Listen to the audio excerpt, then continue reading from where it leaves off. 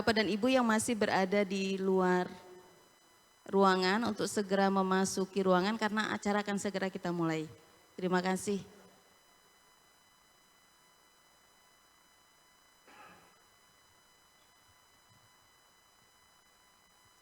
Pisau diasah hingga tajam. Oke. Dipakai mengupas buah di dapur. Sekarang kita akan dengarkan pemaparan akademisi dan praktisi dalam pengabdian mereka mengembangkan desa wisata.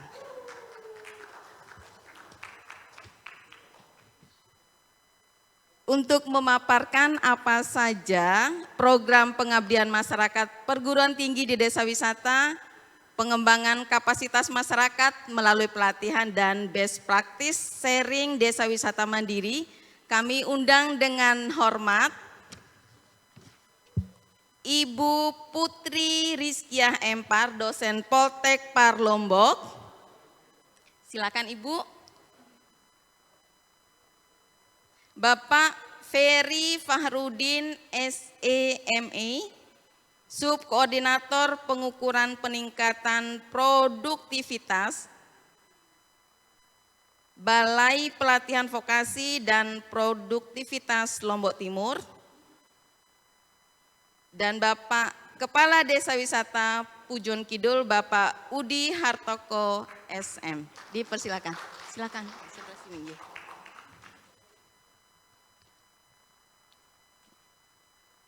Sebagaimana kita ketahui bersama bahwa pengembangan desa wisata kita tidak bisa bergerak sendiri. Jadi stakeholders yang tadi kita bersama-sama sudah kita dengarkan bagaimana peranan dari pemerintah, BUMN, BUMD di dalam pengembangan desa wisata kita sangat luar biasa kontribusinya. Saatnya sekarang kita mendengarkan stakeholders lainnya berupa akademisi dan lembaga desa sekaligus praktisi desa wisata kita. Untuk sesi pertama kami persilakan kepada Ibu Putri Rizkiah Empar, dosen Poltek Par Lombok. Kami berikan kesempatan 15 menit untuk memaparkan program pengabdian masyarakat perguruan tinggi di desa wisata. Kepada Ibu Putri dipersilakan.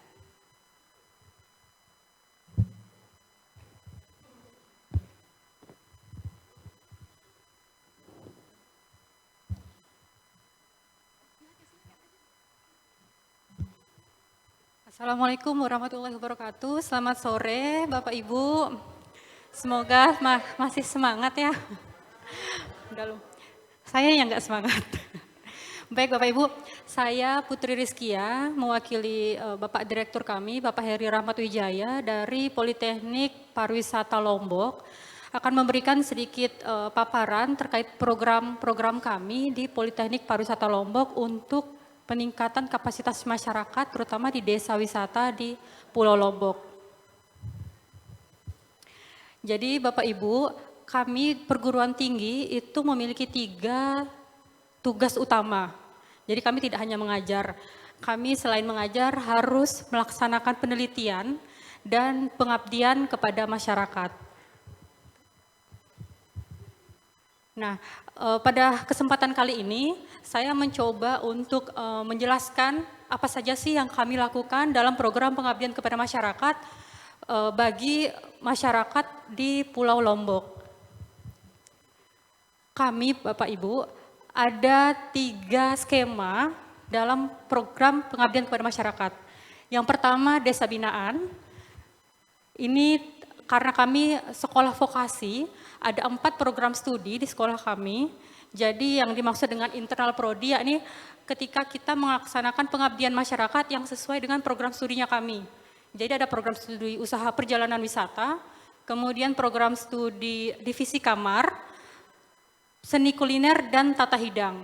Kemudian ada desa binaan lintas program studi di mana pengembangan atau program pengabdian masyarakatnya itu berasal dari dosen-dosen antar prodi dari Poltek Par Lombok. Kemudian ada bimbingan teknis, ini mungkin sebagian atau beberapa dari Bapak Ibu peserta di sini sudah pernah menjadi peserta kami ketika kegiatan bimbingan teknis.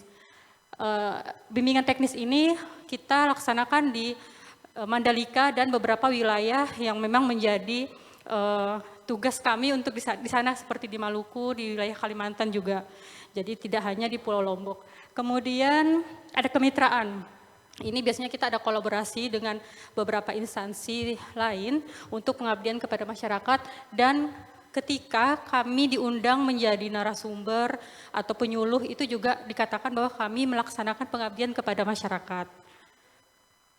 Di tahun 2023 ini kami menyentuh 10 kabupaten kota di Pulau Lombok dan di Pulau Sumbawa. Jadi ini lokasi-lokasi pengabdian kepada masyarakat desa binaan yang kami laksanakan di tahun ini. Kalau kita kembali tadi, oke. Untuk Pulau Lombok, ini kita ada di Lombok Timur, Utara, Mataram, Lombok Barat. Jadi ada 5. Nah, untuk di Lombok Barat, Batu Kumbang, Kota Mataram, Gyeongsiu, kemudian Lombok Utara, Genggelang, Lombok Timur, Limbungan, Lombok Tengah, Desa Wisata Sade. Pilihan-pilihan desa wisata ini ditetapkan setelah kami berkoordinasi dengan Dinas Pariwisata Kabupaten Kota di wilayah Bapak Ibu. Kecuali Desa Sade ini karena kemarin ada spam ya, yang agak heboh itu.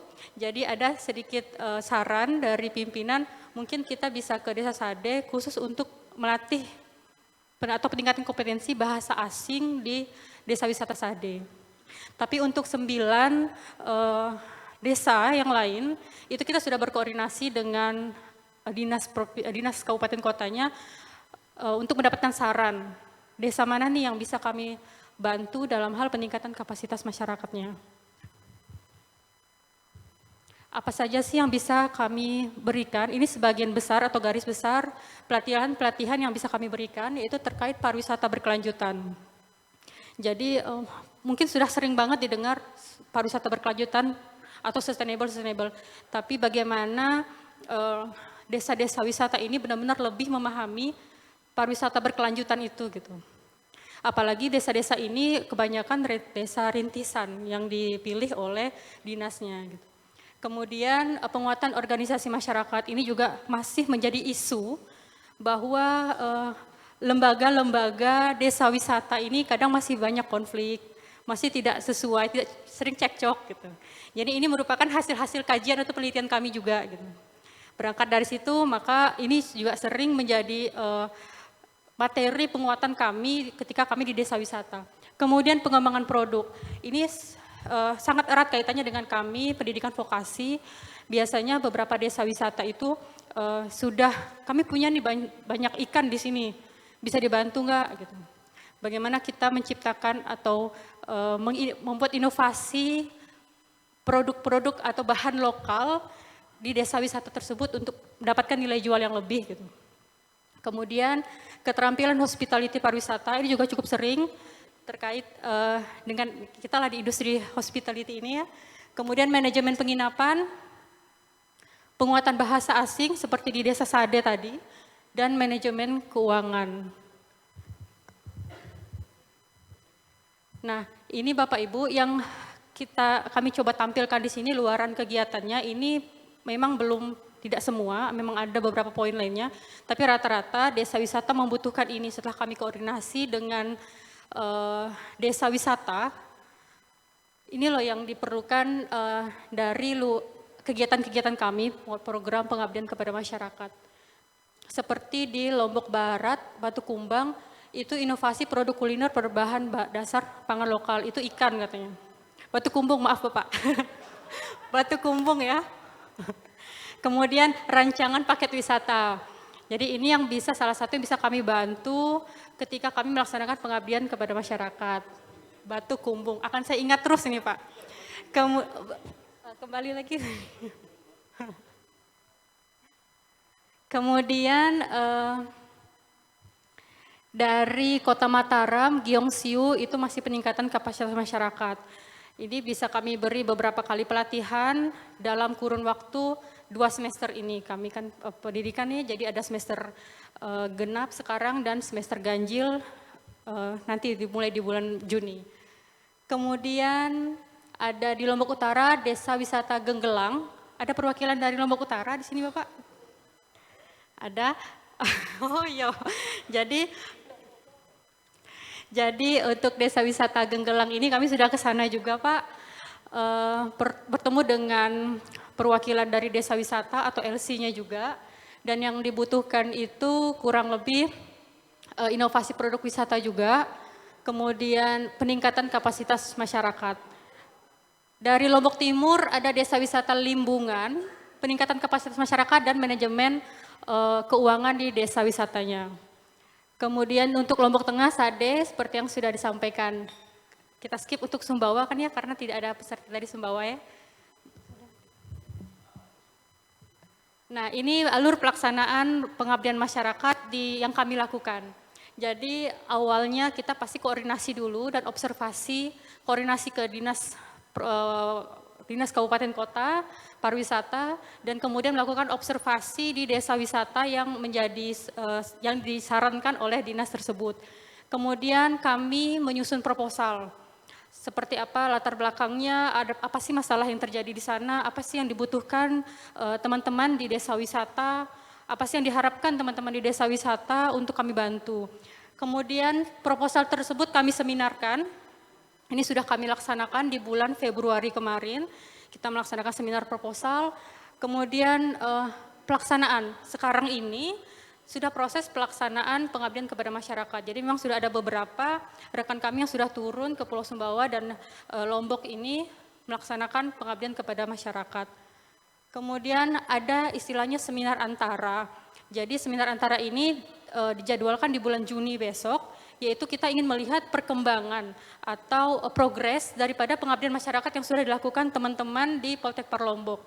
Jadi sudah sampai di mana sih, produk apa sih yang sudah dibuat, atau kalau itu bentuknya bimbingan teknis seperti apa sih yang sudah dilakukan gitu.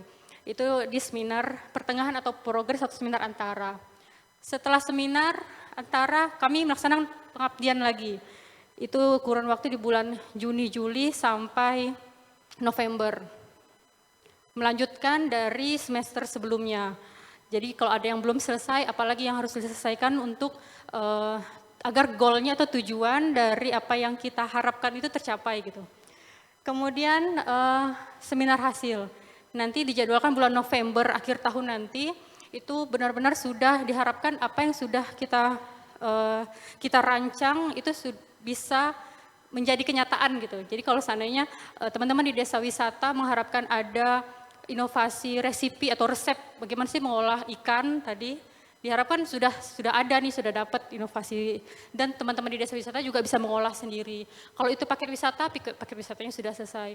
Kalau itu peningkatan kapasitas masyarakat seperti BIMTEK, seandainya pretest sebelumnya teman-teman desa wisata kalau kami kasih tes, seandainya nilai range 1 sampai 10, nilainya 5, mungkin di November karena sudah kita kasih bimbingan teknis, pelatihan-pelatihan, mungkin ilmunya sudah naik dari 5 mungkin menjadi 9 atau 10 gitu. Jadi inilah tahapan-tahapan atau alur pelaksanaan PKM di desa wisata. Ketika kami seminar, Bapak Ibu, proposal maupun seminar akhir itu ada reviewernya. Reviewernya itu adalah Bapak Dr. Hussein Hutagalung, akademisi dari STP Trisakti Jakarta, dan beliau juga sebagai Dewan Juri ADWI tahun 2023 ini. Dan satu lagi dari Bapak Dr. Ahmad Rizal dari Telkom University yang lebih terfokus kepada bagaimana penyusunan proposal, karena walau bagaimanapun kami akademisi, jadi tetap harus dicek, dilihat benar nggak penyusunan proposalnya karena harus diterbitkan di jurnal. Gitu. Jadi tidak sampai di pengabdian kepada masyarakat saja, tapi apa yang dihasilkan itu juga ditulis dalam bentuk artikel sesuai dengan penulisan karya tulis ilmiah. Gitu. Nah kemudian ini proposal seminar yang sudah kami laksanakan kemarin, 24 Februari, kami mengundang perwakilan dari 10 kabupaten kota pariwisata, dari Dinas Pariwisata di Pulau Lombok dan Sumbawa untuk hadir mendengarkan seminar proposal kami. yang juga dikasih masukan oleh para reviewer tadi, Bapak Hussein dan Bapak Rizal tadi gitu. Jadi bukan kami yang menilai gitu. Jadi tetap ada reviewernya yang menilai bagaimana. Dan ada dinas-dinas juga yang hadir. Alhamdulillah kemarin perwakilan dari 10 dinas pariwisata Kabupaten Kota hadir semua. Itu dari saya Bapak Ibu. Sekilas semoga paparan singkat tadi bisa memberikan gambaran program kami di Poltekpar Lombok seperti apa di tahun 2023 ini. Memang tidak bisa kami merangkul atau merangkul semua desa wisata, tapi setidaknya kami mencoba untuk koordinasi dengan dinas-dinas terkait kemana nih kami bisa membantu, desa-desa apa nih yang bisa kami bantu sesuai dengan tugas fungsi kami sebagai dosen dalam pelaksanaan kegiatan pengabdian kepada masyarakat di desa wisata. Dan terlepas dari ini juga biasanya kami pernah juga mendapatkan surat dari Dinas Pariwisata Kabupaten Lombok Tengah untuk membantu memberikan peningkatan kapasitas masyarakat desa wisata 14 atau 24 desa wisata.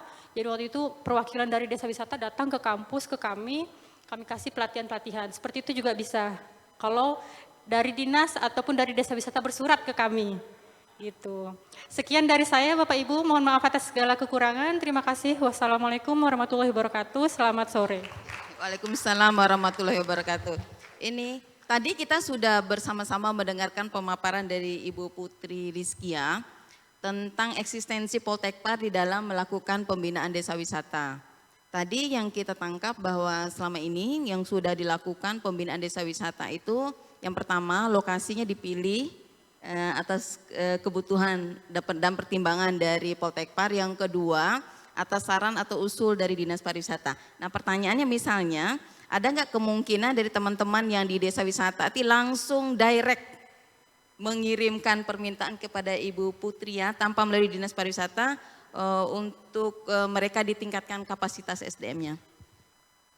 Ya, langsung aja. Terima kasih Bu, pertanyaan dari Ibu. Tadi kebetulan ada teman-teman nih. Oh, dapat bisikan tetangga. Baik Ibu, itu bisa Bu dilakukan, tapi modelnya bukan pendampingan desa wisata dengan kurun waktu yang lama 2 semester, tapi biasanya bentuknya pelatihan-pelatihan yang mungkin setengah hari atau 1 hari. Kemarin juga perwakilan dari Lombok Tengah tadi Bu, ada dari beberapa desa wisata hadir, bersurat ke kami, kemudian kami terima, kami kasih materi di kampus, seperti itu. Juga pernah Bu dari Lombok Tengah, desa wisata, maaf saya lupa, jadi minta kami mengkaji potensi desa wisatanya. Itu juga pernah kami laksanakan. Intinya bersurat aja, kami sering menerima surat cinta Bu, dari desa-desa wisata.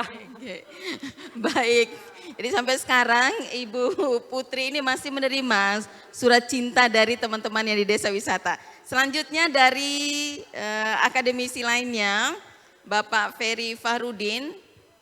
Ini jabatan beliau sebagai subkoordinator pengukuran peningkatan produktivitas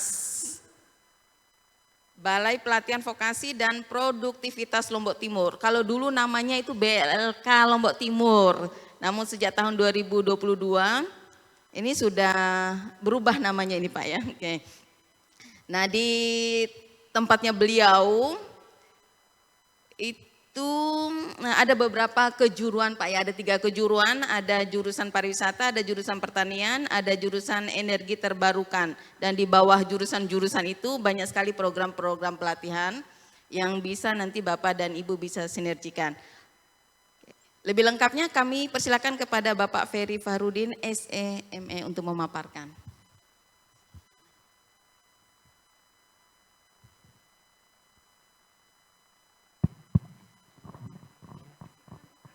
Izin berdiri, kalau katanya kalau cowok tuh nggak berdiri nggak. Baik, biar nggak ngantuk ya Bapak Ibu, ini mungkin sudah jam-jam sangat rawan segalanya. Baik, bismillahirrahmanirrahim, assalamualaikum warahmatullahi wabarakatuh. Selamat sore dan salam sejahtera bagi kita semuanya. Yang terima kasih moderator sudah memberikan waktu pada kami, Bapak Ibu semua peserta Annual Tourist Forum Mungkin tadi kami dengar dari lokal champion ya dari 11 desa dan juga ada perwakilan dari Dinas Pariwisata di kabupaten kota di wilayah NTB. Baik, perkenankan kami akan menyampaikan terkait dengan program, mungkin nanti akan ada beberapa program yang mungkin bisa diakses oleh teman-teman semua, terutama terkait dengan program-program pelatihan di bidang pariwisata. Mungkin perlu kami garis bawahi dulu ya. Nanti kalau pertanyaannya, Pak bisa nggak minta bantuan modal? Kami nggak bisa. Yang kedua, kalau minta bantuan alat, pasti kami nggak bisa. Jadi sesuai tugas dan fungsi kami dari Kementerian Ketenagakerjaan, kami hanya bisa memberikan bantuan dalam bentuk pengembangan atau pelatihan kompetensi, pelatihan di bidang pariwisata. Itu yang perlu kita garis bawahi dulu. Mungkin selanjutnya, jadi kata pepatah ya, tak kenal maka tak sayang, mungkin sekilas kami akan menyampaikan profil mengenai BPVP Lombok Timur. Jadi mungkin kalau Bapak Ibu dulu kenalnya BLK ya, Balai Latihan Kerja, yang lokasinya ada di Lenek, Desa Lenek Daya, Kecamatan Lenek, Kabupaten Lombok Timur. Kalau dari Mataram sekitar 2 jam ke kantor kami di Lombok Timur. Mungkin kami, walaupun lokasinya di Lombok Timur, kami adalah unit pelaksana teknis pusat di bawah Kementerian Ketenagakerjaan. Jadi kami bukan pegawai Pemkab, kami adalah pegawai dari pusat dari Kementerian Ketenagakerjaan yang ditempatkan di Lombok Timur. Kebetulan dulu waktu penyerahan tanah dapatnya di Lombok Timur, sehingga dibangunlah dulunya BLK Internasional dibangun di Lombok Timur. Jadi saat ini kami punya tusi ya, salah satunya untuk melaksanakan pelatihan vokasi dan juga melaksanakan sertifikasi kompetensi. Mungkin selanjutnya, next saja. Nah, ini adalah program pelatihan kami. Kami sampai saat ini fokus utama pelatihan di BPVP Lombok Timur itu adalah di bidang kejuruan pariwisata. Di bidang pariwisata sendiri kami ada beberapa, kami bahasanya sub kejuruan, ada mengenai tour leader, kemudian ada juga mengenai FB product, ini ada turunannya, ada kukri, ada komis pastry, ada bakery, dan juga ada patisserie. Di service kami punya program pelatihan waiters, ada banket, barista, dan juga ada bartender. Kemudian di room division, di sub kejuruan room division kami punya program pelatihan front office atau frontliner, ada juga room boy dan housekeeping. Kami di bidang laundry juga ada laundry untuk hotel dan ada juga laundry untuk di cruise ya, kapal pesiar. Selanjutnya mungkin ini kami juga punya program pelatihan di bidang kapal pesiar karena memang sejak awal dibangunnya BPVP Lombok Timur di tahun 2016 itu kami dulu bermitra dengan Royal Caribbean, itu pelatihan-pelatihan kami memang berfokus pada kapal pesiar, tapi karena pandemi kemarin sehingga kami tidak lagi bermitra dengan per kapal pesiar.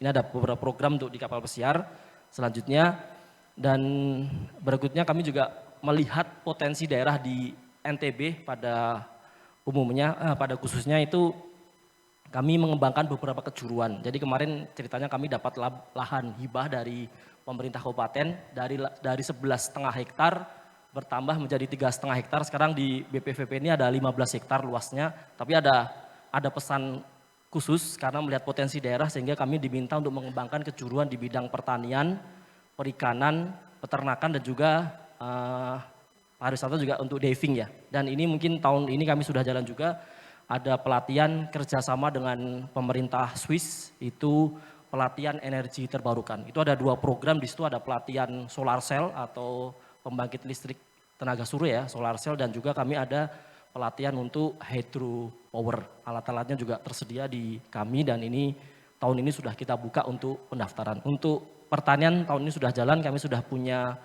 greenhouse untuk hidroponik sudah jalan, dan juga untuk tanaman buah, untuk perikanan insya Allah tahun ini kami sudah mulai membangun kolam ikan.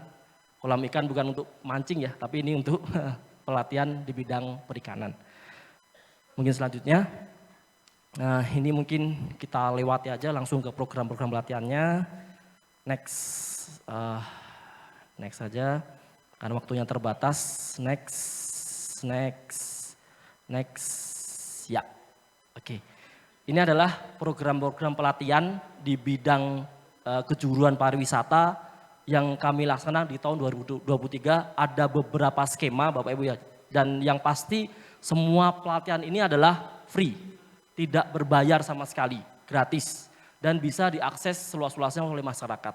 Ada pelatihan yang pertama yaitu pelatihan ini tipenya tipe boarding. Kalau boarding ini menginap, jadi diasramakan di BPVP Lombok Timur. Kami punya asrama di situ, peserta diinapkan. Jadi dan kami bisa menerima dari luar daerah, bisa dari Mataram, bahkan sempat kami juga menerima dari Papua. Karena memang sekarang pendaftarannya online, dibuka melalui aplikasi Siap Kerja di situ. Pendaftar dari luar pun bisa kami terima, karena memang di situ untuk boarding ini ada anggaran transport peserta yang dari luar daerah. Jadi mungkin Bapak Ibu dari Lombok Utara, dari Lombok Tengah, Lombok Barat, bahkan dari Sumbawa, Bima, silahkan bisa mengakses pelatihan ini karena di situ asrama kami tanggung, bahkan untuk makan 3 kali sehari juga ditanggung. Intinya tinggal datang aja bawa orang, semua perlengkapan kita siapkan. Ada beberapa jenis program pelatihan di situ, ada barista, ada pelatihan bartender, ada tour leader, ada frontliner, ada room attendant ya ini untuk housekeepingnya, kemudian ada komis kukri, kemudian ini western food, kemarin dari hasil TNA, terutama karena banyak turis-turis itu banyak peminat untuk western food, sehingga kami buka pelatihan untuk western food. Kemudian ada room attendant, kemudian ada restoran attendant juga. Terakhir ini dari hasil TNA juga ada pelatihan butler service, ini cukup panjang durasinya. Jadi pelatihan kami itu durasinya berkisar antara 180 JP sampai yang paling panjang itu nanti ada pelatihan ASEAN training itu sekitar 480 JP, itu sekitar 4 bulan. Jadi kalau barista itu durasinya pendek, bakery, barista itu sekitar 23 hari atau 180 JP. Kemudian pelatihan tipe kedua, ini kami punya pelatihan yang skemanya non-boarding. Kalau tadi boarding ini diasramakan, untuk non-boarding ini tidak diasramakan. Jadi kami hanya menanggung uang harian siswa dan makan sekali, jadi sifatnya PP peserta. Ini ada beberapa jenis program pelatihan, hampir sama dengan tadi. Di sini ada fusion food, kami juga buka program. Kemudian ada Chinese food. Kemudian kami juga melakukan pelatihan untuk pengelola homestay. Pelatihan yang berikutnya ada pelatihan ini kalau yang PBK yang tadi yang boarding dan non boarding itu dilaksanakan di kantor atau di balai ya, di BPVP Lombok Timur. Untuk MTU ini, Mobile Training Unit, itu kami laksanakan di desa-desa. Jadi tidak di dalam kantor, jadi karena bahasanya mobile ya, jadi kami mobile, kami bawa peralatan, kami datangi desa, namanya MTU. Dan di sini MTU ini untuk tahun ini kita berbasis tailor made. Tailor made ini artinya sesuai pesanan. Kalau pesanannya apa, ya kita penuhi. Misalnya pesanannya kita butuh pelatihan barista, tapi ada bahasa Inggrisnya. Ya kita buat programnya bareng-bareng, kita lakukan. Intinya untuk tailor ini sesuai kebutuhan masyarakat. Jadi kita pelatihan karena memang pada dasarnya pelatihan ini sesuai kebutuhan masyarakat. Jadi pelatihan tailor made ini kan sesuai pesanan. Apapun pesanannya, kalau ada standarnya, baik standar kompetensi SKKNI atau standar khusus ataupun standar internasional, siap kita bisa kerjasamakan. Bahkan kemarin kami menjajaki kerjasama sempat juga dengan asosiasi penyelam, kemudian ada juga kemarin ada juga dari asosiasi pemandu tour guide ya, tapi khusus untuk pemandu di Gunung Rinjani. Itu juga kami coba jajaki kerjasama karena dia menggunakan standar-standar khusus, tidak SKKNI di bidang pariwisata. Kemudian berikutnya, tapi untuk tailor made ini Bapak Ibu ya, itu by proposal.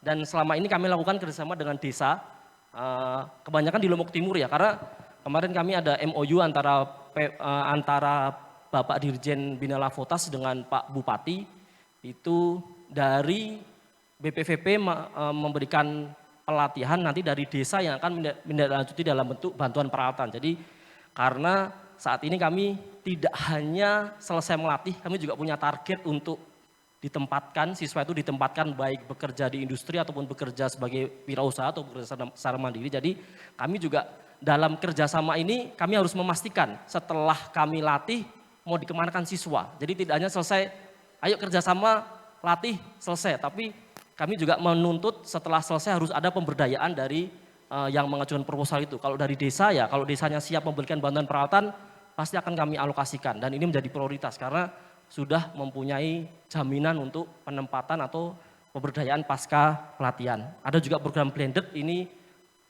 online dan offline, jadi online dulu, setelah itu diakhiri dengan offline selama sekitar tergantung programnya ya. Ini boarding juga bisa untuk luar daerah. Kemudian kami juga ada pelatihan berstandar ASEAN, jadi sertifikasinya nanti akan diakui di tingkat ASEAN. Ini durasinya cukup panjang, sekitar 480 JP, jadi hampir 4 bulanan ini pelatihannya, nanti diakhiri dengan sertifikat. Jadi semua pelatihan kami akan diakhiri dengan sertifikat uji kompetensi Bapak Ibu. Jadi nanti outputnya 2 kalau pelatihan. Ada pelatihan sertifikat pelatihan, yang kedua adalah sertifikat dari BNSP yang logonya Pancasila Garuda. Itu sertifikat kompetensi dari BNSP. Jadi 2 output dari pelatihan ini. Kemudian untuk pelatihan ASEAN ini ada 2 jenis program, yaitu program housekeeping dan FB service, karena ini kita mengikuti program-program yang ada dari ASEAN Toolbox. Next, berikutnya. Kami juga ada program-program lain terkait pariwisata, ada pemagangan dalam negeri, ini dilaksanakan pada 2 destinasi wisata prioritas di NTB dan di NTT di Labuan Bajo. Jadi kami di Lombok Timur mempunyai 3 wilayah, ada di NTB, Bali, dan NTT, sehingga untuk pemagangan dalam negeri ini kami laksanakan di 2, sesuai arahan dari pusat ya, ini dilaksanakan pada 2 destinasi wisata prioritas. Kemudian ada juga PBK, ini kerjasama dengan Dudi yang menentukan programnya, Dudi yang merekrut, dan diakhiri dengan Dudi juga yang akan menempatkan peserta tersebut di industrinya. Ini dilaksanakan kami kerjasama dengan asosiasi industri. Kemudian kami juga ada pelatihan berbasis kawasan perluasan kesempatan kerja, ini untuk mensupport kegiatan dari eselon 1 lain di Kementerian Tenagakerjaan. Itu kami laksanakan di 2 kawasan, yaitu kawasan Mandalika dan kawasan Gianyar. Ini juga semuanya berbasis kebutuhan dari kawasan. Pelatihannya kebutuhannya apa, nanti kami sediakan pelatihannya.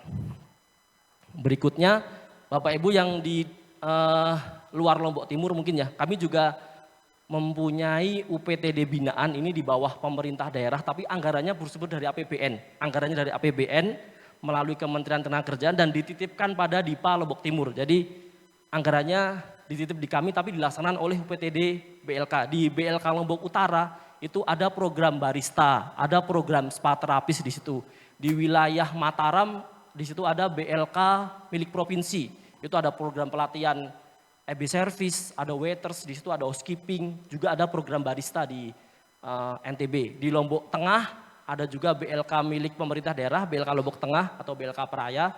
Itu juga ada program barista. Ada juga program kemarin mengajukan program liaison officer ya. Itu juga diajukan kemarin untuk programnya.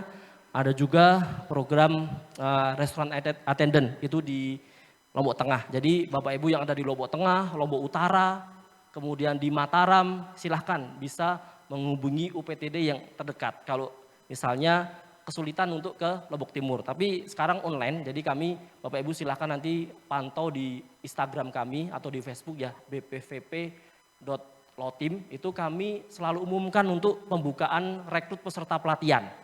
Kami umumkan dan biasanya nanti ada, kalau pesertanya banyak ya kita seleksi. Dan untuk kerjasama kami juga terbuka, Bapak Ibu silahkan datang ke Lombok Timur. Kalau kerjasama, tapi tadi syaratnya harus ada arah penempatan atau arah pemberdayaan setelah selesai pelatihan. Karena kami juga ditargetkan tidak hanya selesai melatih, selesai urusan, tapi kami juga harus melakukan nanti pemberdayaan untuk penempatan siswa pasca pelatihan. Next, mungkin cukup. Ini sarana prasarana mungkin skip aja nggak apa-apa. Ini sarana sekilas mungkin ya, izin. Ini di Lombok Timur kami punya ada beberapa sarana prasarana, mulai dari kios siap kerja di depan. Jadi pendaftaran itu ada di kios siap kerja Bapak Ibu. Di situ ada layanan layanan pelatihan, ada layanan penempatan, dan juga layanan sertifikasi. Kami juga ada beberapa workshop di situ yang berstandar internasional, dan kami juga ada asrama hingga klinik yang buka selama 24 jam. Oke, mungkin itu dari kami. Kami tidak akan berpantun, tapi hanya menyampaikan mungkin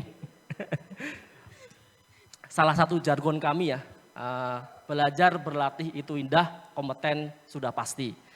Kalau mau kompeten, ayo berkunjung ke BPVP Lombok Timur. Sekian dan terima kasih, kurang lebihnya mohon dimaafkan. Bila taufik wal hidayah, wassalamualaikum warahmatullahi wabarakatuh. Waalaikumsalam warahmatullahi wabarakatuh. Terima kasih Pak Ferry.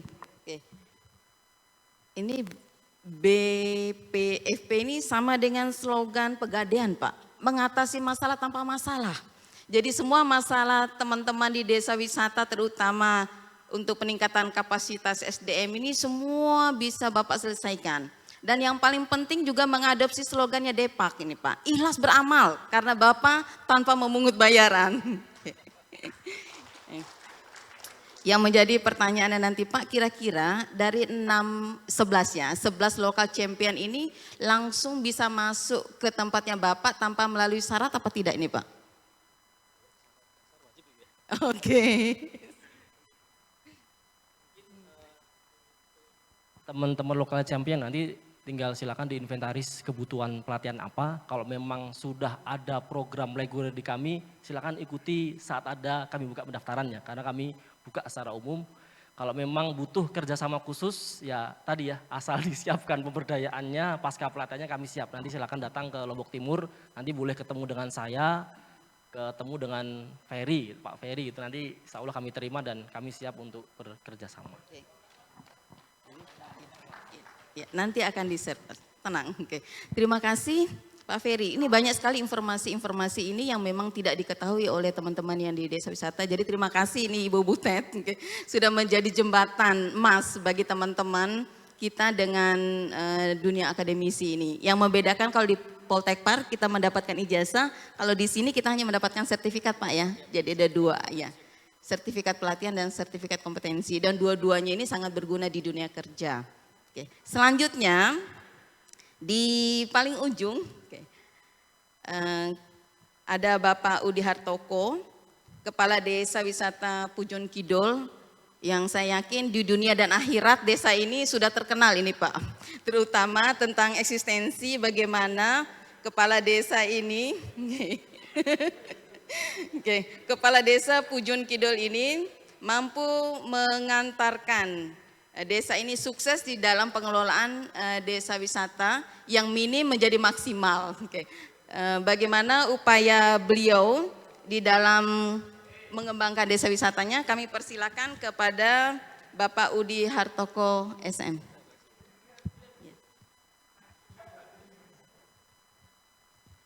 Selesai, kita sudah selesai. Oh, selesai. Hah? Lanjut ya? Kirain selesai ya sudah, alhamdulillah saya bersyukur gitu ya. Assalamualaikum warahmatullahi wabarakatuh.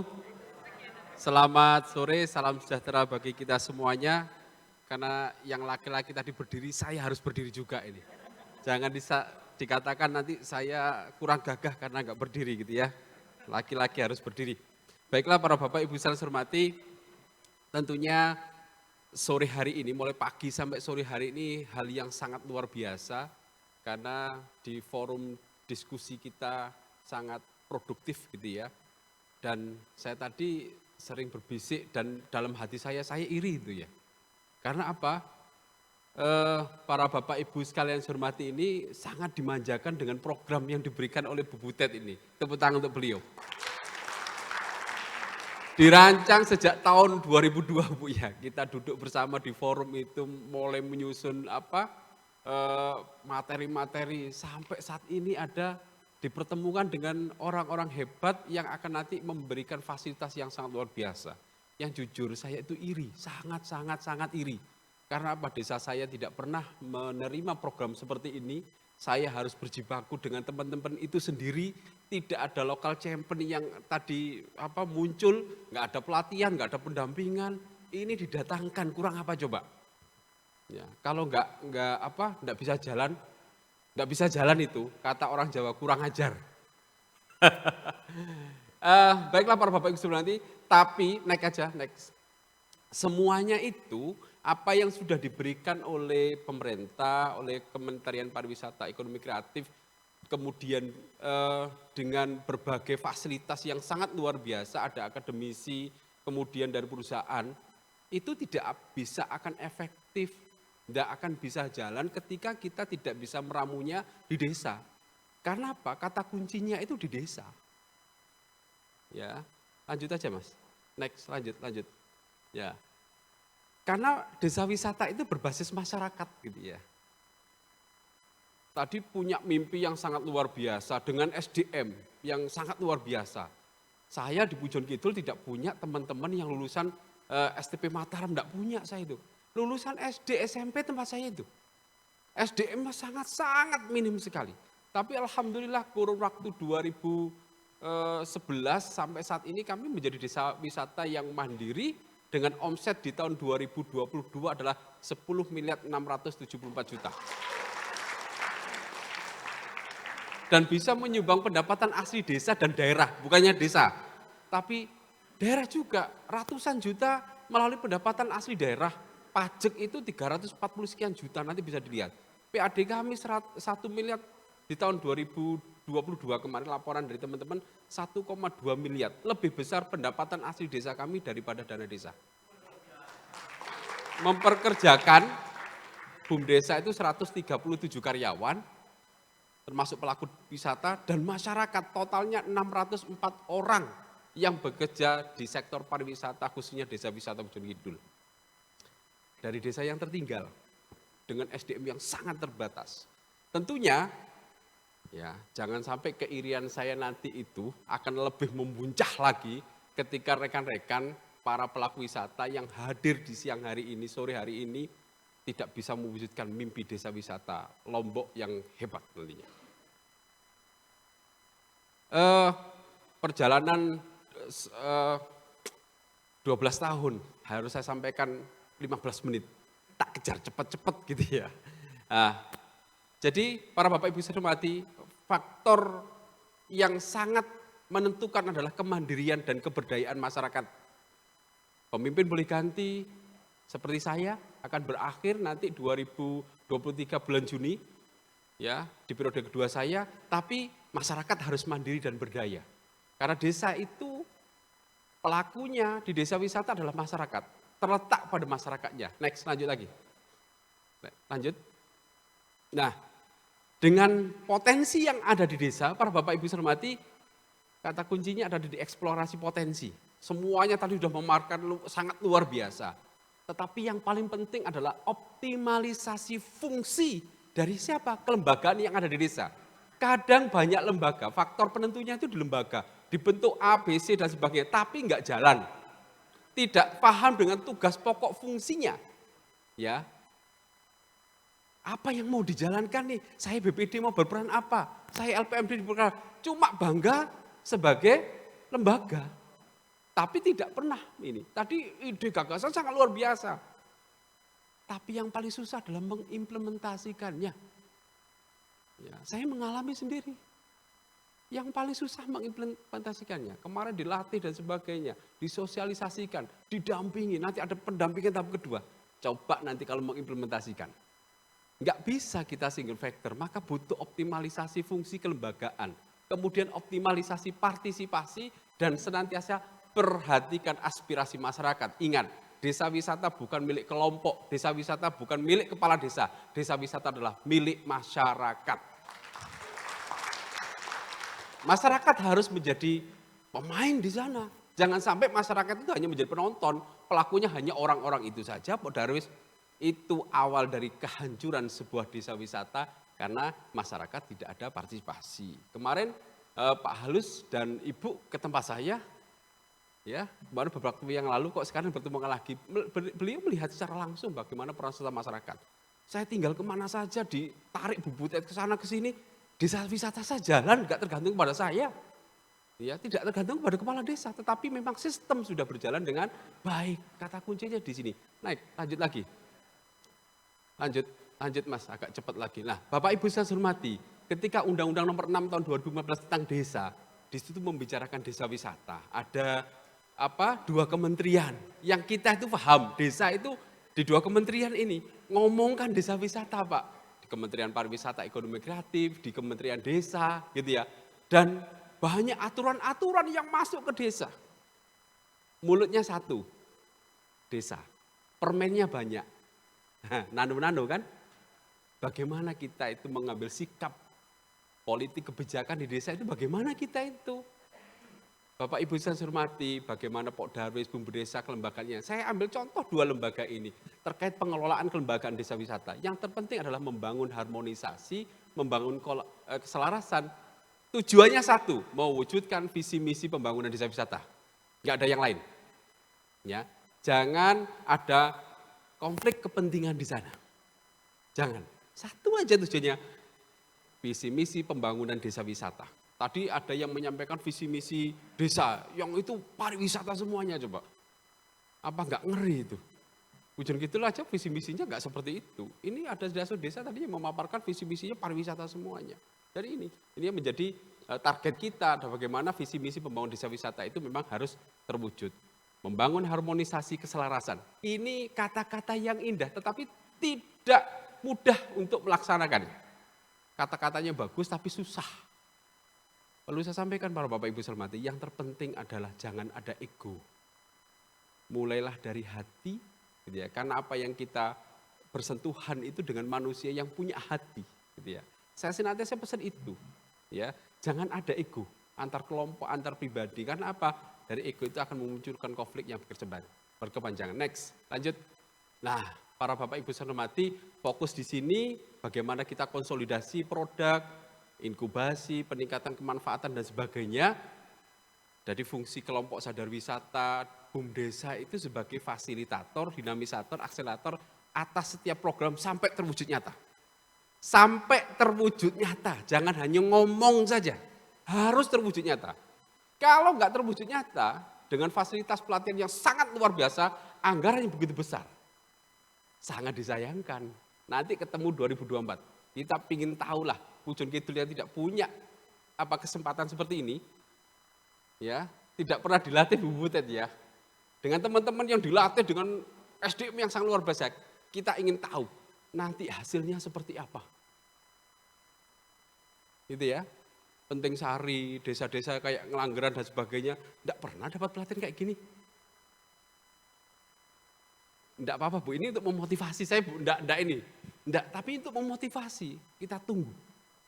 Berarti hari ini atau tahun depan itu harus lebih baik daripada tahun ini. Kita tunggu semuanya. Ya. Lanjut. Next. Nah, para Bapak Ibu hormati, nilai kemandirian masyarakat desa yang harus kita wujudkan, PR kita ada di sini. Yang pertama adalah percaya diri. Masyarakat desa itu masih minder. Mungkin yang hadir ini UPD semuanya, keren-keren semuanya, masuk ke hotel dan sebagainya. Tapi bagaimana dengan masyarakat kita? Para petani, peternak, pelaku yang di bawah. Tugas berat kita adalah bagaimana mereka itu percaya diri sebagai pelaku wisata. Bukan sebagai objek, tapi sebagai subjek. Ketika tamu datang dan sebagainya. Ya, mereka harus percaya diri. Yang kemudian yang berikutnya adalah ada integritas di sana. Kemudian ada komitmen bersama.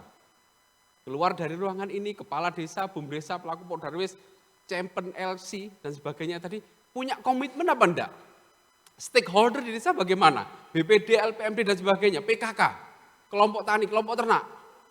Adakah komitmen menuju ke arah sana itu? Ini yang berat sebenarnya. Kemudian tahan banting dengan berbagai masalah yang nanti akan mendera. Gitu ya. Nanti ada program dari CSR, dari ini dan sebagainya. Yang nominalnya tidak sedikit itu. Tadi PLN aja berapa tahun itu Pak? Ngeri saya Pak. Wih, ini keren. Itu nanti kira-kira ketika ada problem tahan banting apa enggak? Kami berdarah-darah sampai kami itu berkelahi Pak. Di rumah saya, gazebo saya jadi saksi. Ya, ketika menghadapi masalah sampai kami itu baku hantam pemuda kami karena SDM-nya rendah. Berapa HP yang sudah hancur dibanting-banting tempat saya itu. Serius ini terjadi. Kalau mau lihat tonton di apa ya kemarin di manajemen konflik ada ya filmnya ya yang namanya apa konflik desa wisata itu film kami dan itu real yang kami filmkan sebenarnya. Pujon Kidul semangat Pujon namanya. Ya. Cuma enggak banting HP Pak, cuma berkelahi aja gitu ya. Jadi seperti itu. Kemudian para Bapak Ibu saya hormati, berkelanjutan. Bagaimana apa yang tadi direncanakan itu enggak hanya 1 tahun, hanya program ini saja, tapi memang berkelanjutan, berpikir jauh ke depan gitu ya. Maka sangat keren ketika tadi dari PLN, dari tim perusahaan menyampaikan itu akan ada pendampingan yang sustain. Gitu ya. Program ini kan tidak hanya berhenti di pendampingan dan pada hari ini. Tapi memang ini adalah kolaborasi yang sangat luar biasa, memang ditunggu untuk tahun ke depan hasil nyatanya untuk ekonomi masyarakat, untuk pendidikan, untuk lingkungan dan sebagainya. Ya. Dan itu akan terbaca para Bapak Ibu saya hormati ketika kalau saya itu di program jangka pendek, bukan hanya kelompok sadar wisata, tetapi di desa. Karena apa? Berbicara desa wisata itu berada di dalam kawasan administrasi desa. Iya, itu yang terpenting. Ya. Next. Nah, saya ingin menyampaikan dari semuanya itu keberhasilan kami itu ada 12 strategi pengembangan desa wisata. Cukup enggak waktunya kurang 2 menit? Cukup ya, sambil santai aja ya. Yang pertama, Bapak Ibu hormati, petakan potensi dan masalah. Ini kami lakukan 2014 sampai di tingkatan RT dan kami libatkan masyarakat. Petakan potensi dan masalahnya. Jangan hanya potensinya, tapi masalahnya juga. Ini penting. Jangan sampai kita ngomongkan desa wisata, tapi kebutuhan dasar masyarakat belum terpenuhi. Itu yang kena Pak Kades. Ini ngapain Pak Kades ngomong desa wisata? Ini air bersih saya bagaimana Pak? Sampahnya bagaimana Pak? Ini itu dan sebagainya. Maka lokal champion itu juga harus memikirkan itu. Urusan lingkungan, urusan kebutuhan dasar, fakir miskin bagaimana, sudahkah ODF dan sebagainya. PR kita itu banyak sebenarnya. Kalau berbicara pariwisata, yang kita urusi semuanya. Bukan hanya kedatangan orang, tetapi kesehatannya. Mitigasinya bagaimana, macam-macam kita urusi semuanya. Para Bapak Ibu saya hormati, libatkan masyarakat. Lanjut, buat master plan. Ada akademisi di sini. Sehingga apa? Setiap proyek yang akan dilakukan itu harus rigid, terencana, terukur, terstruktur. Jangan hanya judulnya pengembangan desa wisata, membangun desa wisata. Tapi endingnya di mana nggak jelas. Banyak yang kita lakukan itu, ya asal bangun. Pak Kades ditanya, Pak ini apa? Membangun desa wisata. Akhirnya mana? Ya pokoknya bangun. Ya, kiamat kurang 2 jam, nggak selesai itu Pak. Karena membangun terus. Mewujudkan mimpi dengan potensi yang ada tadi itu bagaimana caranya? Buatlah master plan, libatkan akademisi. Ya. Yang ketiga, susunlah regulasi. Karena apa? Dari regulasi ini akan membangun sistem para Bapak Ibu saya hormati. Contoh saya bilang contoh ya, perdes terkait BUMDesa. Dari perdes itu akan ada turunan anggaran dasar, anggaran rumah tangga. Itu sistem, dibangun sistem. Mana yang boleh dan mana yang tidak boleh, semuanya dalam perdes ini. Dan untuk membangun harmonisasi desa wisata, dinamisasi pembangunan harus terkait dengan kebijakan, regulasi. Kita itu kadang abai di sana. Ya, sudah rame, sudah ada uangnya banyak, baru kita berantem. Karena apa? Tidak ada aturan main, penting. Ya, ketika kita melihat kemajuan sebuah desa, kata kuncinya di kelembagaan desa. Kalau lembaganya tertata dengan baik, ini semuanya beres ke belakang dah. Karena SDM-nya mesti mantep, mau berdebat di forum untuk membuat satu aturan. Ya. Untuk menjaga ini keberlanjutan nanti itu. Percuma nanti kita banyak ini dan sebagainya, bantuan tapi tidak ditata sebuah regulasi para Bapak Ibu sekalian. Kami punya sinergitas stakeholder, sudahlah. Kita amini semuanya tadi. Sebelum pelatihan ini dilakukan, kami itu Pak berjibaku untuk datang kepada fakultas. Kemarin saya cerita ke Pak Alus kemarin itu, saya itu membawa hasil pemetaan potensi dan masalah ke rumah rektor, saya sebut kampus Universitas Brawijaya Malang. Ke rumahnya Pak, subuh-subuh saya sudah nongkrong di depan rumahnya. Ini kurang apa coba? Akademisi didatangkan. Dulu Pak, saya dari Pujon 23 kilo, bawa hasil pemetaan ke rumah rektor Pak. Saya tongkrongin aja depan rumahnya. Begitu belum buka pintu, loh Bapak siapa? Saya kepala desa Pujon Kidul Pak. Wah masuk Pak, masuk. Ternyata dibutuhkan komitmen para Bapak Ibu saya hormati. Dan sabarlah dalam berproses. Karena apa? Pujon itu dingin Pak. Saya punya istri, ngapain saya jauh-jauh datang ini? Mending kan tidur sama istri saya. Masih dingin. Subuh. Tapi saya bela-belain Pak. 2015 kami akhirnya MOU dengan kampus, dengan Brawijaya 2 tahun. Ada master plan muncul. Kemudian MOU lagi dengan kampus swasta. Kemarin MOU lagi saya. Padahal MOU dengan kampus swasta ini sampai 2024. Kemarin MOU lagi dengan salah satu Universitas Ciputra di Surabaya. Sampai akan memunculkan event dan sebagainya. Kita kejar itu Pak. Karena SDM itu penting. Membangun infrastruktur itu mudah Pak. Ya, yang paling susah adalah membangun kesadaran masyarakat. Itu yang paling susah. Makanya kampanye sadar wisata terus-menerus. Kenapa? Itu yang paling susah. Membangun kesadaran masyarakat. Bagaimana toilet, bagaimana tempat sampah. Ada tempat sampah, mau enggak dia buang sampah di tempatnya? Perlu. Ini. Next, lanjut. Saya sampai teruskan sampai terakhir ya. Boleh? Ini meskipun waktunya habis boleh ya? Jangan sampai nanti ini terputus, saya nanti tagih. Ya, kalau ditagih Bapak Ibu enggak apa-apa. Kalau malaikat yang nagih saya dosa ini gimana susah. Yang kelima adalah trust building, membangun kepercayaan. Saya tanya, pulang dari sini apakah seluruh masyarakat desa itu bisa percaya dengan local champion? Belum tentu. Karena apa yang mau digerakkan itu masyarakat. Gitu ya. Mau ngikut. Saya kepala desa saja kadang nggak dipercaya masyarakat loh. Coba bayangkan. Dulu ketika saya di periode pertama itu sudah bunyinya desa wisata, wisata desa. Memanfaatkan potensi alam sosial budaya di salah satu misi saya itu untuk menuju wisata desa. Diketawain Pak. 2011 Pak, nyalon kepala desa coba bayangkan. Kepala desa nggak dipercaya Pak. Apalagi lokal champion, siapa kamu? Kan gitu kan? Loh, serius ini, saya ngomong serius. Karena apa? Jenengan tidak punya kebijakan politik. Bukan kuasa pengguna anggaran. Pulpennya enggak sakti. Loh, ayo coba mana local champion? Ayo berdiri. Mana pulpennya tanda tangan sakti? Enggak bisa. Maka perlu dibangun kepercayaan. Jangan dicederai kepercayaan yang muncul dari masyarakat itu.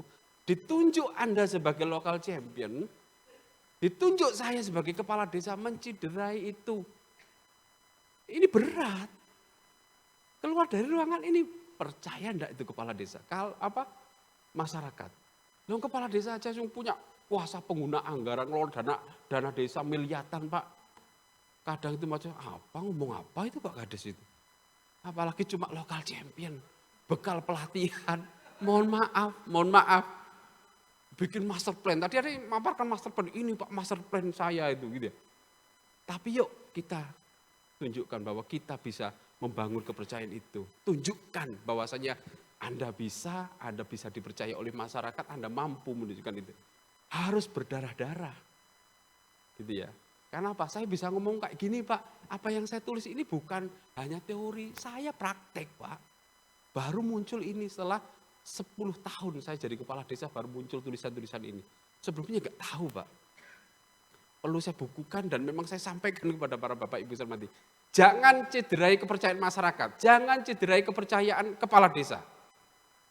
Buktikan bahwa Anda bisa. Ya. Lanjut. Langkah ke-6 adalah keterbukaan informasi kelembagaan. Jangan menjadi organisasi yang tertutup. Apapun itu namanya. Entah Pok Darwis atau BUMDesa, saya di pemerintah desa harus terbuka semuanya dalam rangka mewujudkan kepercayaan masyarakat. Yang paling sensitif urusan duit. Kalau nggak diundang sama Bu Butet ke hotel ini, masyarakat nggak akan rame Pak. Tapi nanti kalau sudah dapat uang, itu kalau lembaga yang kelola nggak terbuka, itu bisa didemo dan dijatuhkan oleh masyarakat. Dan masyarakat tidak akan percaya dan tidak akan mendukung desa wisata. Ya. Kalau sudah begitu, ngomongnya nggak sustain sudah. Selesai sudah. Ini bahaya. Maka memang harus dibangun sini. Tempat kami terbuka, transparan, setiap hari omset. Ya, itu harus terpampang di kantor BUMDesa dan pelaku-pelaku wisata. Seluruhnya. Sehingga saya masuk ke kantor nggak tanya lagi, cuma lihat omsetnya di kafe sawah sekian, unit wisata desa sekian, homestay sekian, ini semuanya ada Pak. BPD masuk, seluruh masyarakat tahu. Tidak ada dusta di antara kita. Karena desa itu milik kita, sehingga masyarakat tambah semangat ini. Oh, luar biasa ini, keren ini. Karena begini Bapak Ibu, mohon maaf, tadi saya cerita ya, omset BUMDesa tahun 2022 10 miliar 674 juta. APBD saya, anggaran pendapatan belanja desa, di tahun 2022 3,7 miliar. Banyak mana, BUMDesa atau desa? Banyak BUMDesa. Kalau itu tidak terbuka, masyarakat akan tanda tanya, jangan-jangan nih, anak-anak nih. Ini bahaya para Bapak Ibu hormati. Next, lanjut lagi. 7 adalah pengelolaan potensi sesuai kebutuhan masyarakat. Apa yang menjadi kebutuhan masyarakat? Karena apa tadi saya kembalikan bahwasanya pemilik desa sesungguhnya adalah masyarakat. Kelola potensi sesuai kebutuhan masyarakat. Caranya gimana? Lakukan langkah yang pertama, petakan potensi dan masalah dan libatkan masyarakat. Itu baru tahu. Jangan sampai masyarakat itu butuh air bersih, dikasih semen. Tidak nyambung Pak. Iya kan? Masyarakat Pak, saya itu butuh air bersih, ngapain jalan aspal? Saya nggak butuh Pak. Ajak ngomong masyarakat dari hati ke hati. Tulis itu semuanya, rangkum semuanya, buatkan berita acara. Sehingga apa? Mereka tuh seneng. Karena apa? Ketika menata desa wisata, konsep pemberdayaan ini adalah mengorangkan orang para Bapak Ibu hormati. Kita mengorangkan orang. Ya kami ketika sama beliau dengan tim di trainer itu kan menghadapi apa kayak Bu ya? Di Toba, di Bajo kan gitu. Tapi apa yang kami lakukan? Prinsipnya satu, mengorangkan orang. Selesai Bapak Ibu hormati. Selesai. Kami nggak akan ngomong, ini gelar ini, enggak ngomong itu. Begitu ketemu beliau nggak ngomong direktur, tapi ketika mengorangkan orang mereka senang dan clear semuanya. Ya, pendekatannya adalah dari hati ke hati, gitu ya. Lanjut lagi, fokus pada pemberdayaan, jangan hanya fokus pada infrastruktur para Bapak Ibu hormati. Karena kata kuncinya di sini, faktor penentunya di manusianya. Harus berdaya, gitu ya. Ngomongkan desa wisata kemudian hanya bahas infrastruktur Pak, aduh mohon maaf gitu ya. Berapa banyak dana desa yang gunakan, bantuan dari pemerintah digunakan hanya menjadi monumen desa wisata. Ya kan? Kalau betul berarti pernah lihat kan? Ya, toilet hanya menjadi monumen toilet, gak pernah dirawat, kotornya minta ampun. Gitu ya, atau apapun lah itu bantuan banyak itu muncul, bantuan hanya menjadi monumen karena masyarakatnya tidak berdaya, hanya fokus pada infrastruktur. Next, lanjut. Lestarikan nilai-nilai kearifan lokal, jangan keluar dari sini Pak. Berbicara keberlanjutan desa wisata, kembali lagi budaya. Ujon Kidul tidak sama dengan Lombok. Lombok tidak sama dengan Malang, Kabupaten. Jawa Timur, tidak beda, sangat beda sekali. Maka kembali lagi, saya yakin kok antar desa aja ini nggak sama, gitu ya. Kearifan lokal itu bukan hanya untuk jadi atraksi, tapi dalam rangka menyelesaikan berbagai masalah yang ada di desa, kembalikan kepada jati diri desa. Targetnya bukan uang, tapi kebanggaan, gitu ya. Desa sebagai tempat belajar, di situ budaya terjaga dengan baik, gitu ya. Alamnya terjaga dengan baik, lingkungan bersih itu sebenarnya. Akan muncul sangat luar biasa. Ketika sudah ngomongkan ilmu, desa sebagai tempat belajar bersama, tidak akan pernah ada habisnya. Itulah desa wisata yang sesungguhnya. Karena orang akan kembali lagi untuk datang ke desa wisata. Saya ingin belajar budaya, saya ingin belajar pertanian, saya ingin belajar apapun di sana. Dan itu keren. Gitu ya. Karena yang dijual bukan hanya selfie. Kalau selfie sekali Pak, sudah Mbak, nggak akan balik lagi. Betul enggak? Tapi kalau orang ingin belajar Pak, itu berkali-kali. Berkali-kali. Coba berapa kali Bapak ikut pelatihan? Berapa kali coba? Berkali-kali kan? Dan tidak bosan kan? Karena sekarang haus itu para Bapak Ibu sahabat. Lanjut lagi. Lingkungan harus menjadi perhatian. Bersahabat, ramah dengan lingkungan harus menjadi pilihan satu-satunya. Enggak ada kata lain ketika ngomong desa wisata. Nah, itu yang kami lakukan di Bojon Kidul, Pak. Jadi 2016 ketika kami mengembangkan yang mulai ke arah wisata dari dana desa itu, yang kami lakukan bukan membuat pariwisatanya dulu, Pak. Pertama air bersih, yang kedua kami buat unit pengolahan sampah. Sampahnya dulu kami urusi, Pak. Sampai sekarang itu muncul perdes hutan desa. Yang dulu tanah kas desa ini seluas 10 hektar di 3 titik ini dipotong dan sebagainya. Di pemerintahan saya perdeskan itu menjadi hutan desa dan tidak boleh ada penebangan sama sekali. Karena Pak, konsen kami di lingkungan, jangan sampai ini rusak alam ini dan sebagainya. Next. Penguatan SDM kelembagaan ini penting. Terutama yang ada di desa, Pak. Mohon maaf, terutama yang ada di desa. PKK, Karang Taruna, LPM, semuanya harus dikuatkan kelembagaannya. Kalau tidak, ini akan pincang. Pokdarwesnya bagus, kelembagaannya pelaku wisata bagus, tapi yang di pemerintahannya tidak kuat. Pincang sudah. Dan itu akan mesti ada yang tersinggung. Mesti ada yang tersinggung. Wih, kamu kayak nguasai di desa ini. Sementara yang lain tidak paham. Jangan. Ya, jangan. Maka harus ada kegiatan sana. Setiap tahun anggarkanlah untuk penguatan SDM kelembagaan. Ya. Ketika 2015 sampai 2017, Pak, saya itu kegiatannya infrastruktur itu 40%, Pak. Yang 60% itu untuk kegiatan SDM, pemberdayaan dan pengembangan desa wisata. Berani saya. Ya, hasilnya saat ini kami bisa merasakan. Yang terakhir, next 12 langkah regenerasi, keterlibatan generasi muda. Ya, kalau kita yang tua-tua itu kan tinggal, yang sudah rambutnya putih tinggal mendoakan. Kan itu ya. Kata kuncinya itu ada di anak-anak muda. Keberhasilan pemimpin itu 2, Pak. 1, ketika dia bisa membangun sistem dengan baik, maka berhasillah dia menjadi pemimpin. Yang kedua, ketika bisa mencetak generasi penerus, maka berhasillah dia menjadi pemimpin. Para Bapak Ibu hormati, sedikit yang dapat saya sampaikan sudah melebihi banyak ini tadi ya. Tapi mudah-mudahan ya apa yang kita lakukan ini bermanfaat. Dari apa yang sudah diberikan dan sebagainya oleh kementerian, oleh semua pihak. Tinggal desa itu langkah-langkahnya seperti apa. Kalau mau duplikasi Bojon Kidul inilah yang kami lakukan sejak 2011 hingga sampai saat ini. Dan hasilnya bisa dinikmati oleh masyarakat. Endingnya adalah untuk kesejahteraan masyarakat. Terima kasih, mohon maaf. Assalamualaikum warahmatullahi wabarakatuh. Assalamualaikum warahmatullahi wabarakatuh. Yakinlah Bapak dan Ibu bahwa yang disampaikan oleh Pak Udi barusan itu bukan roman picisan. Oke. Terbukti bahwa hampir tiap tahun desa wisata ini selalu saja mendapat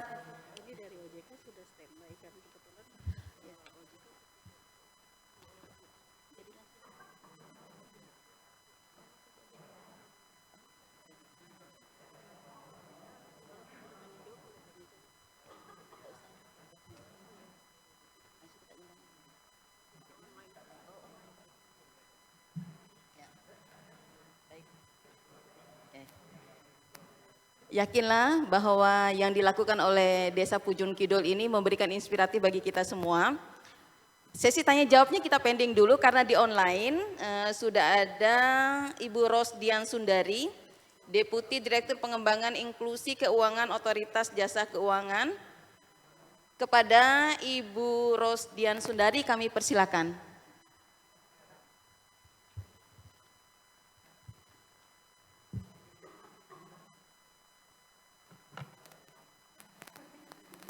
Ya,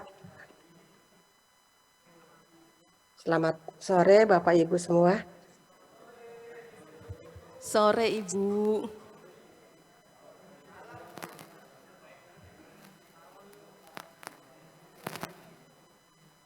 Ya, sangat menarik tadi yang disampaikan oleh Pak Udi dari John Lombok. Itu merupakan cita-cita kita semua untuk bisa membangun desa wisata. Mungkin mudah-mudahan dengan adanya tadi sharing, kita bisa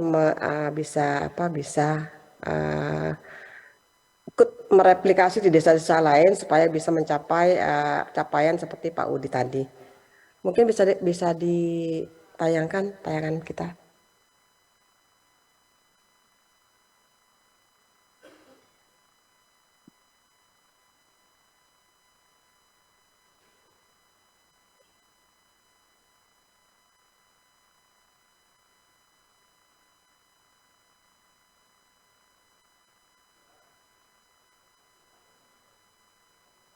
Sudah ada, Mbak?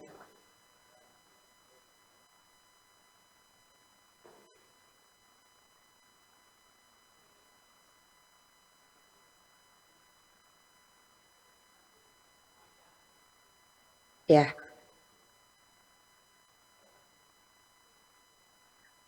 Saya sore ini akan membawakan generic model terkait ekosistem keuangan inklusif di wilayah pedesaan, khususnya untuk desa wisata. Ini kita buat untuk bisa mendukung Bapak Ibu dalam melaksanakan kegiatan di pedesaan. Lanjut. JM ini kita maksudkan untuk dapat digunakan sebagai acuan bagi TPKAD, Tim Percepatan Akses Keuangan Daerah, dalam menciptakan keuangan inklusif di pedesaan melalui pendekatan penguatan sinergi dan kolaborasi antar pemangku kepentingan dalam mengoptimalisasikan potensi desa. Lanjut, ini Bapak Ibu, TPKAD merupakan Tim Percepatan Akses Keuangan Daerah, di mana di sana merupakan forum koordinasi bagi lembaga pemerintah dan pemangku kepentingan lainnya untuk mempercepat akses keuangan di daerah dalam mendukung pertumbuhan ekonomi regional dan meningkatkan kesejahteraan masyarakat.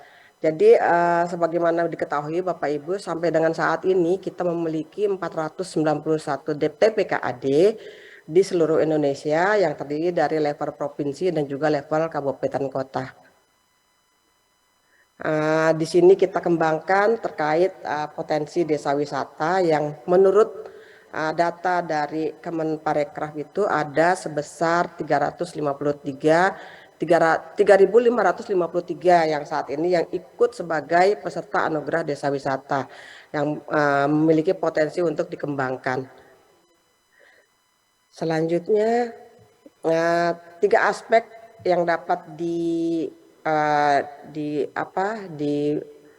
dikembangkan di desa wisata melakukan ini dari Kemenparekraf, dari ada atraksi, ada aksesibilitas dan amenitas. Mungkin nanti bisa dibaca oleh Bapak Ibu, yang ini bukan hal yang baru untuk Bapak Ibu. Selanjutnya, ini adalah ekosistem keuangan inklusif dari desa wisata yang kita buat, merupakan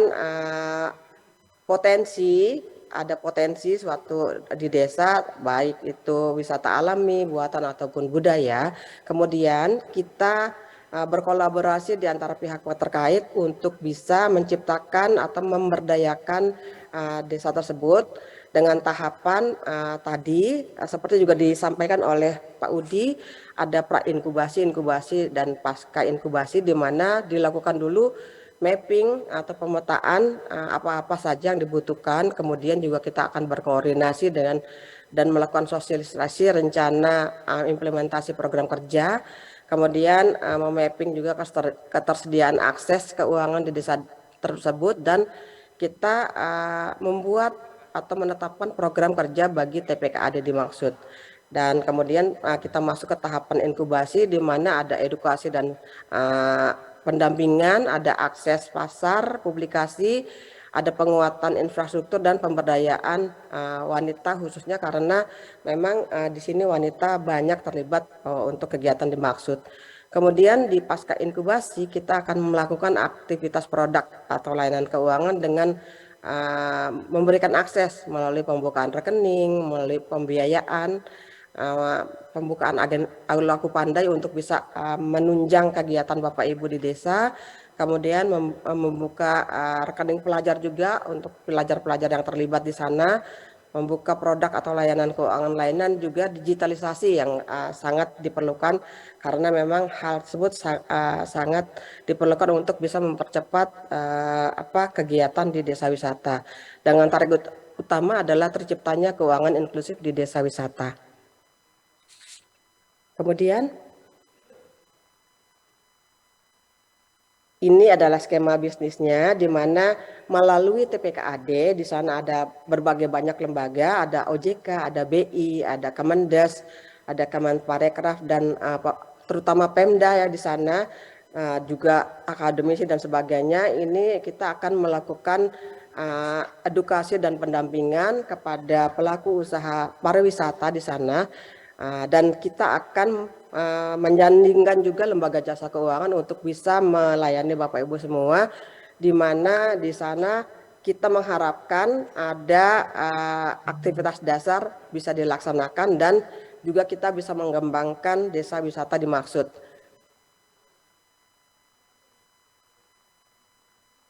Ini adalah definisi dari pembiayaan sektor wisata, di mana pembiayaan itu akan diberikan kepada pengelola desa wisata dan juga pendukungnya. Jadi semua hal yang terlibat di sana bisa kita kelola dengan baik. Lanjut ya. Nah, kenapa kok kita sangat mendukung urgensi penyediaan permodalan di desa wisata? Karena berdasarkan survei itu memang permodalan di desa wisata itu biasanya yang paling banyak adalah permodalan mandiri. Jadi kita akan mendukung supaya Bapak Ibu bisa mendapatkan akses pembiayaan.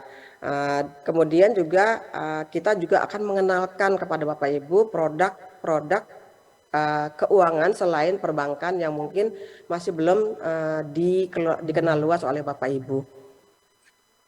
Selanjutnya, ini tujuannya adalah kita menyediakan alternatif dana pendanaan untuk modal kerja, memetakan ekosistem bisnis yang aman dan inklusif, mendorong PUJK untuk memberikan akses keuangan kepada pelaku, memastikan peningkatan kualitas layanan di desa wisata, dan juga mendorong sinergi seluruh stakeholder yang ada di desa wisata. Selanjutnya, ini adalah ekosistemnya.